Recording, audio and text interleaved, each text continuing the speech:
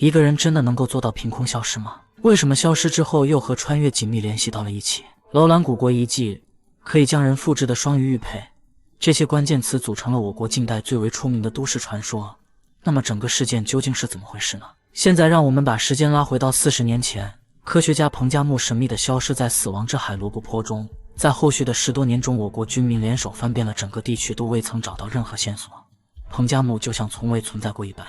有人說他被國外間諜杀害，有人说他穿越成為了王莽，甚至還有人說他携帶最高机密逃到了美國。那麼今天莫言就為大家理性地将此事件分解一下。彭加木出生於上个世紀20年代，長大後成為了新中國最早的一批科研工作者，主攻的方向則是生物化學。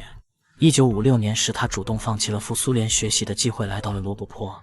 1957年，彭加木患上了癌症，在家休養了1年，於次年重新回到了工作崗位，並在1964年、1979年和1980年3次進入羅布泊進行科學考察。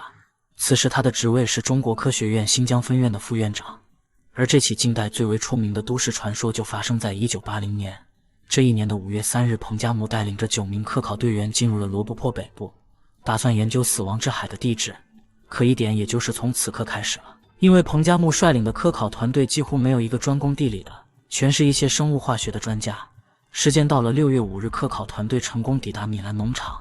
6月11日繼續往東出發，但此時卻出現了嚴重的物資短缺問題。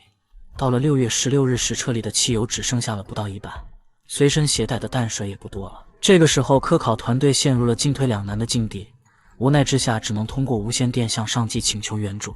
但彭加木認為直升機救援的代價實在太高了，所以決定先在四周尋找水源再做打算。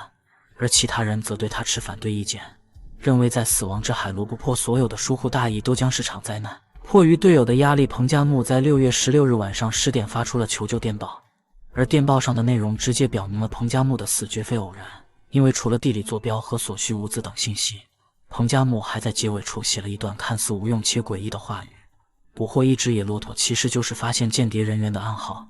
時間到了17日早上9點，彭加木團隊收到了回復電報，內容表明最晚18日早上會投送500公斤淡水。就當隊員們打算將電報送給彭加木看的時候，卻已然找不到人了。直到下午1點才發現了一張紙條，上面寫着：我往東去找水井。6月17日10點30分，時間到了下午3點左右，隊員們發現彭加木始終沒有歸隊，便駕車尋找。剛開始的時候還能發現腳印，但隨着沙地變成鹽鹼地，腳印也逐漸消失了。至此，彭加木徹底失蹤。時間到了18日，投送物資的直升機開始了第2次大面積尋找。這一次搜索的範圍再次擴大，依舊沒有任何線索。時間到了6月20日，搜救人員開始了第3次營救。這一次高層動用了2架直升機和數十輛軍車以及200號人，在腳印消失的鹽鹼地附近展開了地毯式搜索。過程整整持續了10天，仍然沒有任何收穫。在此期間，新華社也發布了一條新聞，內容便是中國科學院新疆分院的副院長彭加木在科學考察中失蹤，希望當地群眾可以提供線索，積極尋找。於是7月17日開啟了第4次軍民聯合救援行動，搜救的過程更是長達33天，卻依舊沒有任何收穫。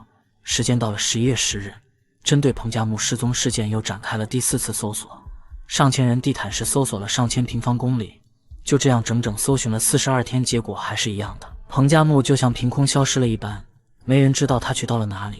那麼現在簡單的看一下40多年中人們對此事件的猜測。第一便是外逃說，香港曾發布了一篇新聞，說到彭加木現身美國與2個外國人一起用餐。第二個便是謀殺說，網友們覺得彭加木與隊友在尋求救援的問題上發生了爭執被殺害。第三個便是穿越說，也就是如今最為熱門的說法，認為漢朝異軍突起的王莽便是彭加木穿越過去的。那麼問題就來了，你認為哪種說法更貼近真相呢？